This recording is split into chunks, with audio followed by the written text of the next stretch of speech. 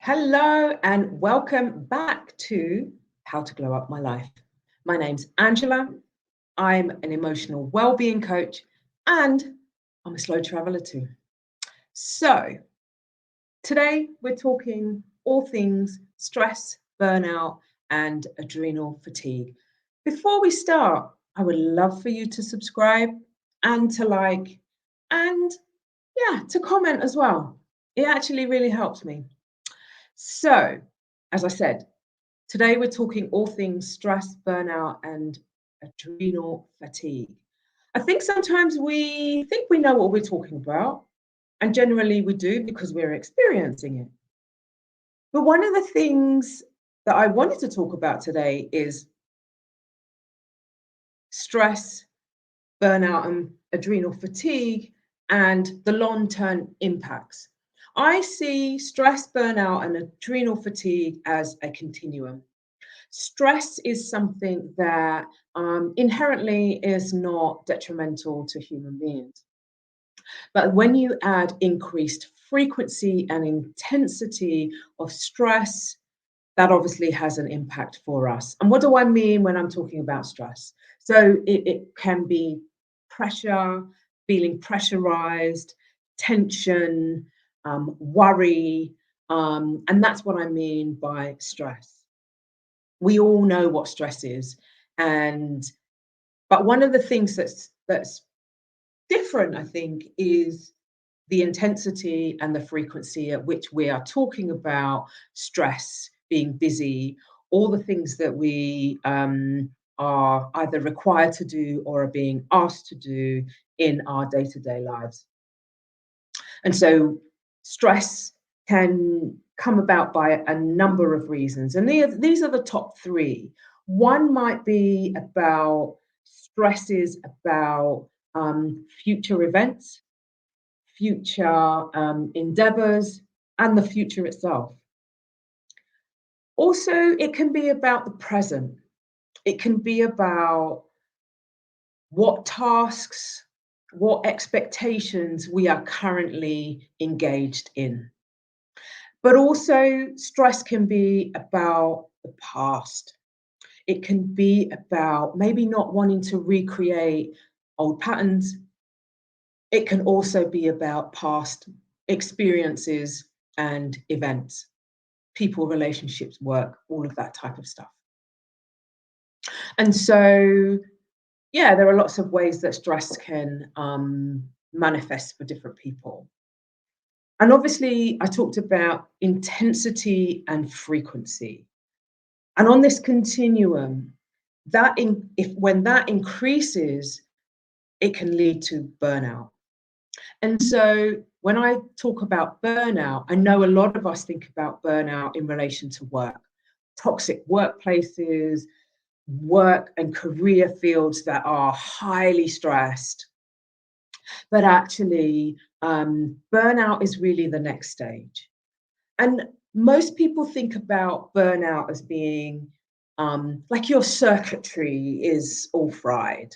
You know, your mechanic systems on the inside are all like withering, sparking away. But this is how I would frame burnout. Burnout, if you thought about it as a tap, so water is coming out of that tap, but the tap has not been turned off. So you can see it like you're being flooded. And the reason why I use that analogy is because of its kind of similarity and description about what happens in terms of our bodies experiencing stress hormones. And when you think about hormones like cortisol, burnout can be that your body is being flooded with cortisol. It's not being turned off because of the intensity and the frequency kind of messes a little bit with the ability to turn the tap off. And that will become, this analogy will become more apparent later when I talk about adrenal fatigue. So if you think about stress hormones and you think about the tap analogy, that's what is happening to us when we're experiencing burnout. We are being flooded with stress hormones.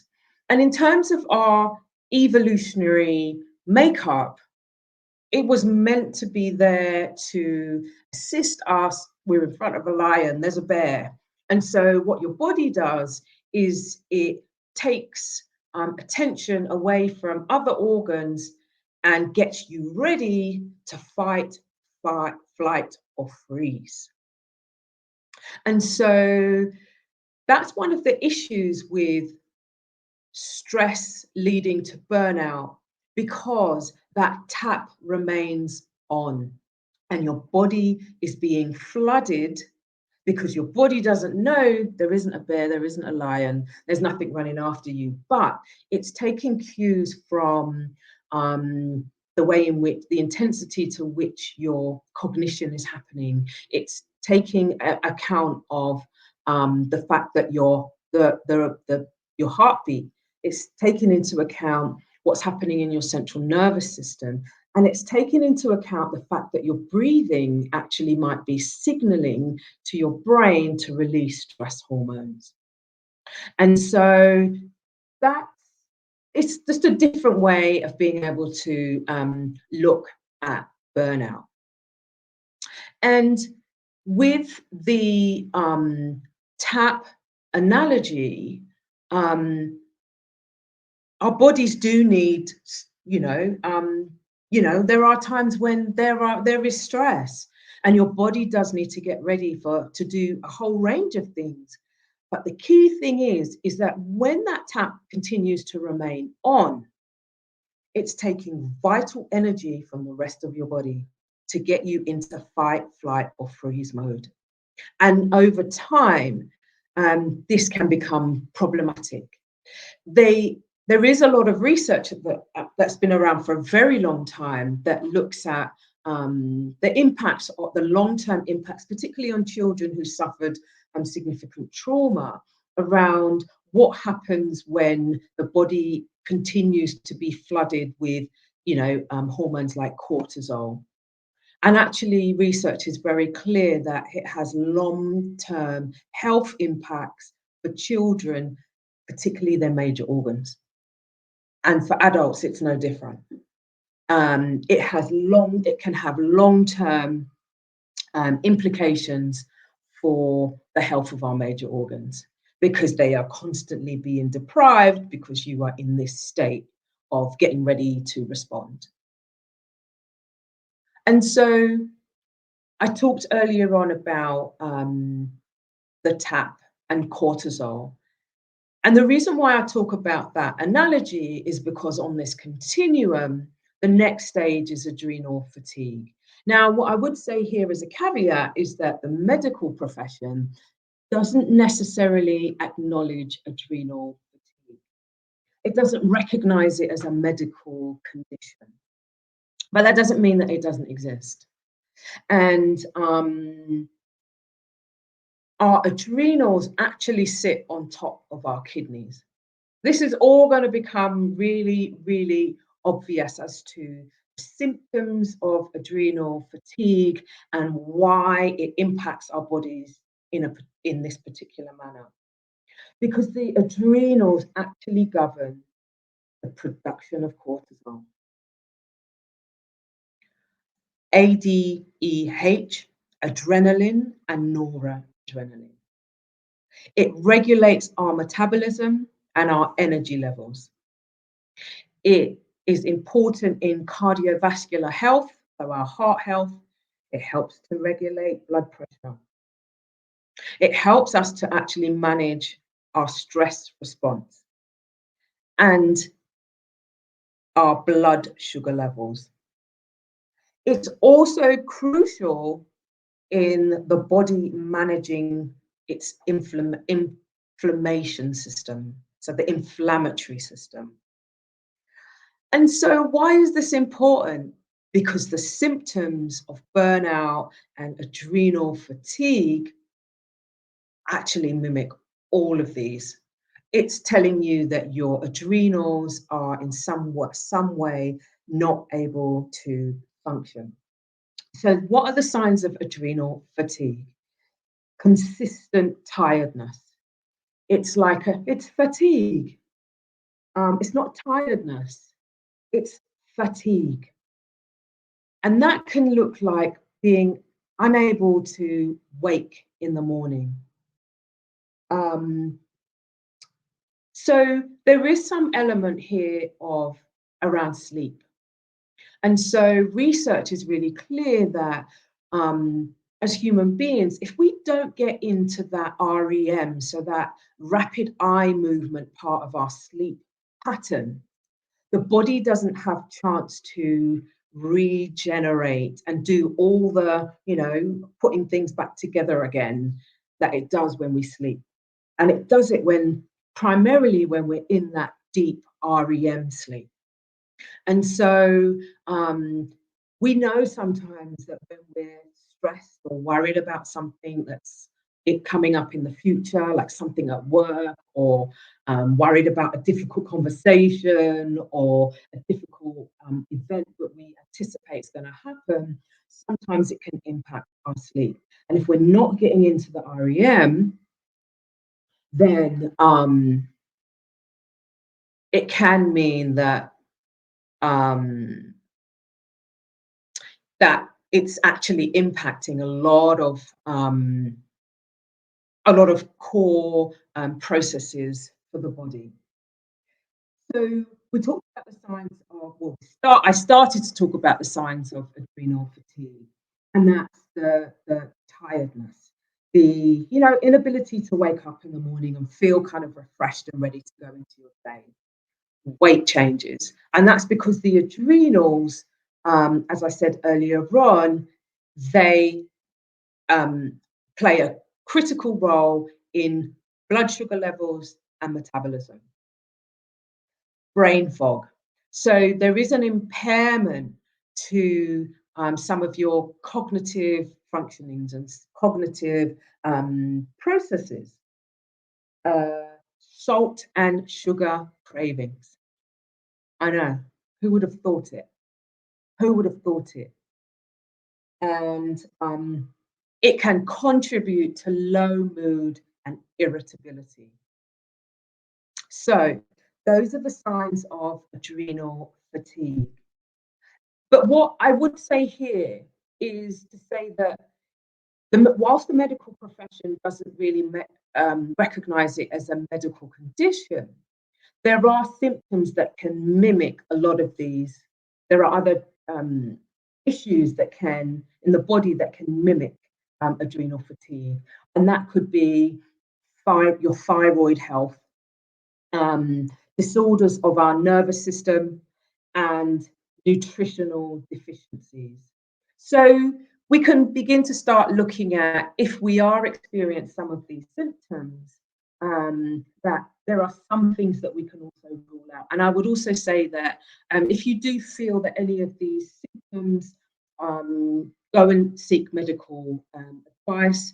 There is something called the cortisol saliva test that can help people to kind of figure out physically what's happening in terms of cortisol production in the body, which can indicate high or lower levels of stress. Although I am not a medical professional, so please go and seek professional help, medical help, if you're wanting to explore that. And why also are our adrenals super important?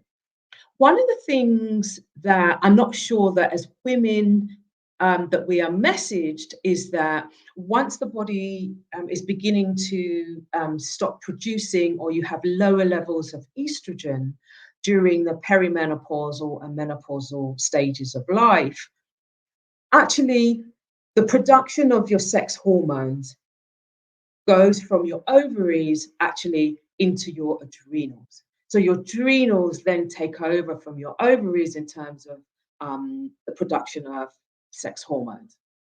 And so if we have spent a lot of time in this kind of continuum of stress, burnout, adrenal fatigue, actually there can be quite there can be damage done to your adrenal glands. And actually, as you're getting into a different stage of your life, that can have some consequences about your experience of perimenopause and the menopause.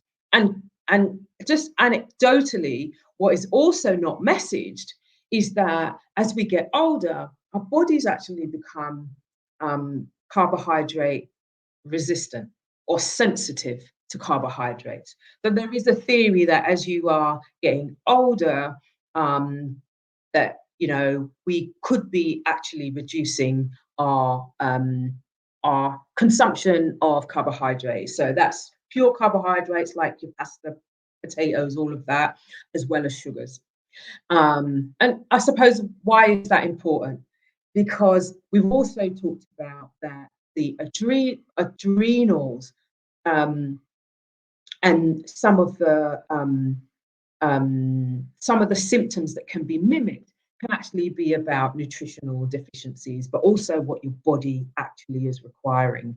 And if we know that if we age, the body doesn't really require as many carbohydrates, that might be something that might assist the body in being able to keep some kind of homeostasis. But everyone's circumstances is different, and I'm not advocating anything in particular. I'm just, as an anecdotal, just adding some additional information.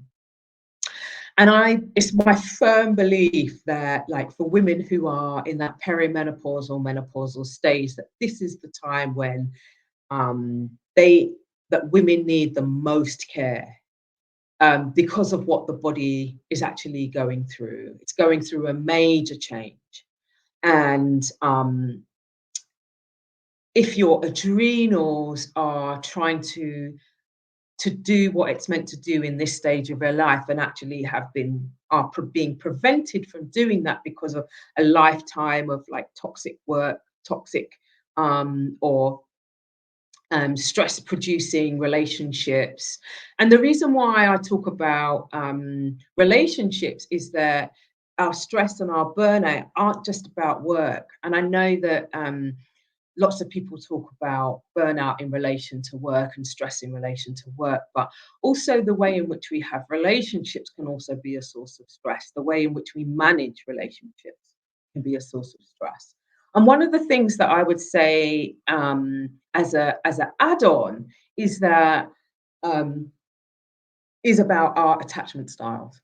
And I was reading an interesting piece of research around the correlation between people who had anxious attachment styles and their correlation to burnout, that there was a positive correlation between those two things. And I just thought that was interesting. And is that because too much is being done? And when I mean an anxious attachment style, it's an attachment style that focuses on relationships. There's a lot of emotional labor. There is a lot of emotional assessment. So it's the people that walk into the room and read everyone's energy. It's the people who are constantly wanting to fix, mend, are hyper aware of relationships and relationship dynamics. Attachment theory is something incredibly interesting, and it can signpost us to sometimes why we show up in the ways that we do in relationships and in work.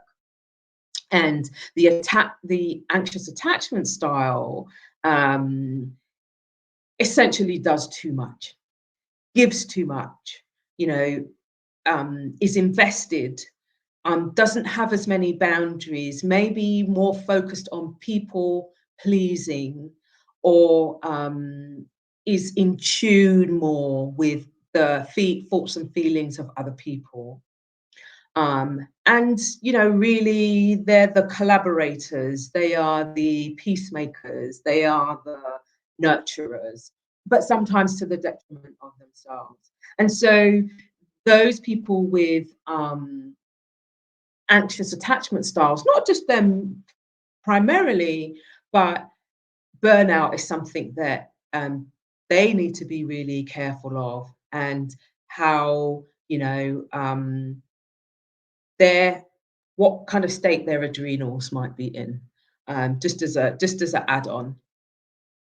Um, and there is, this movement around rest, and about slowing down, and about reassessing. And is it any coincidence with the World Health Crisis that happened a few years ago, that actually gave people space and time to reprioritize and to think about stress levels? And whilst I would say that, in terms of a recovery or a healing path or way forward, I would say that space and time is really very, very important, as well as awareness.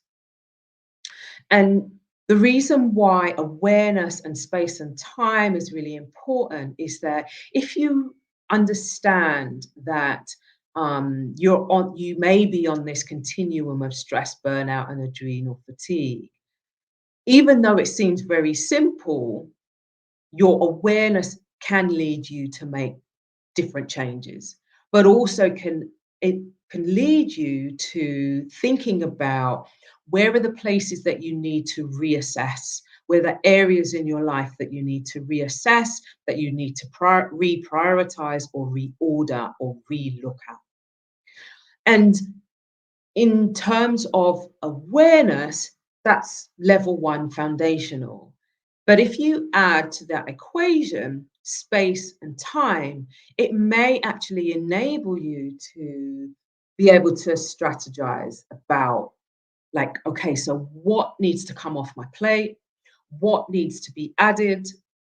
And where do you need to begin to focus? Because our lives need to be balanced. Um, there is some sort of intrinsic reward when you're doing work that you feel is noble and good, not to the detriment of yourself, but also balancing where's rest in your life. And I don't mean sleeping. I'm actually talking about mental rest, emotional rest, resting from emotional labor, resting from that mental strategist that might be in your head, the procrastinator, the overthinker, some of the things that keep us from our sleep. And also the place of play. I never realized until a few years ago that actually, as an adult, you can bring playfulness into your adult life. And at the moment, I am in my play era. Um, it is a wonderful place of discovery. It looks different for everybody, but play is not just for being left in childhood. You can actually bring that place of play and sense of exploration in the world, into your adult life. And so when you give yourself space and time, you could potentially be looking at, where are these places in my life? Have I prioritized them? Do they exist? And if they don't exist, how do I make them exist? And so you give yourself awareness, you give yourself space and time, and then it's like implementation. It's being able to experiment with what works. For some people, it's rejigging how you show up at work. It's rejigging what work you do. It's relooking at, how much emotional labor are you doing in your relationships? How easy do you feel with allowing the flow of life without this high level strategist in here? What would happen if you, began to play and actually had times where you were resting, whether that be active or experimenting with actually not doing anything? Um, and so you've got this awareness, space and time, and implementation. And not everybody can do that by themselves. and reach out for help if you need help being able to do this, because the consequences of being on this stress, burnout, adrenal fatigue continuum actually may have consequences for you as you age. And because of all the things that I've talked about. And yeah, so as an emotional well-being coach, these are some of the things that I talk about with clients if that's aligned for their coaching goals. But think about who is around you. Is it coaching? Is it talking therapies like therapy? Is it talking to your friends? Or some people just want to do this stuff by themselves, and that's absolutely fine.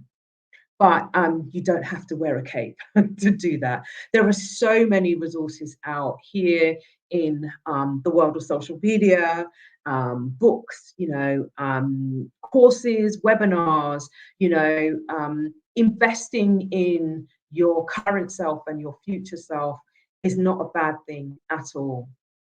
So it's okay to reach out. And you can reach out to me, and my details are in the comment section if you would like to reach out to me on my website or make a comment down below. I would be so interested to hear about people's journeys around stress, how you've been able to undo that Rubik's Cube of, stress, burnout, or adrenal fatigue. What are some of the things that were helpful to you? And actually, if this has been helpful to you, and I would say if you're watching this and you're thinking about someone who might benefit, go ahead and share this, this here video.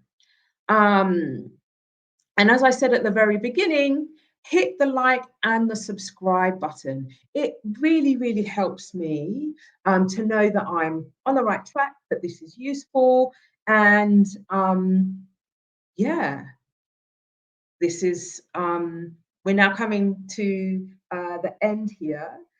But what I would say is reach out if you need to, hit the like and subscribe button and the bell notification. And I will see you on my next offering. So, hasta luego.